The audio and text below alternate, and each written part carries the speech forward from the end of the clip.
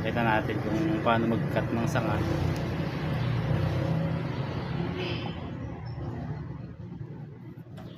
Ito yung ating sanga. Linisin lang natin. Tagayin natin yung mga dahon-dahon.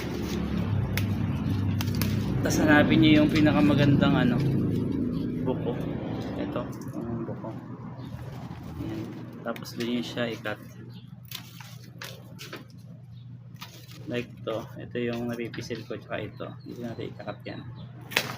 Ito, magiging pananim na to. Ayan. Hintayin nyo lang mga 3 weeks.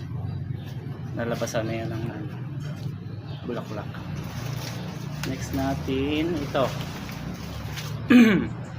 Yan. Ito na may next natin. Same lang procedure. Hanapin natin yung pinakamagandang mga buko. Ito yung napipisil ko. Yan. Cut lang ulit natin dito. Ito mas maganda to. Cut lang natin yan. Kasi ito pananim na ulit to. Magiging pananim na ulit siya.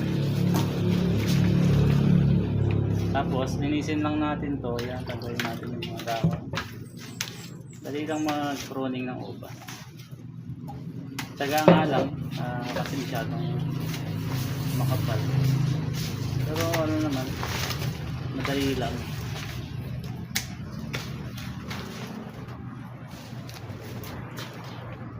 Same procedure ulit. Ito yung ating fruiting arm. Ayan.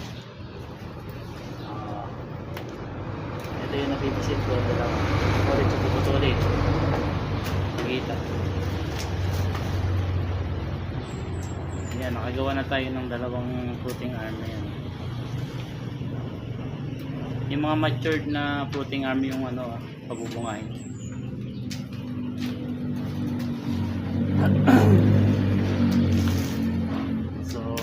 Yun lang yung technique sa pagpapabunga ng ubas.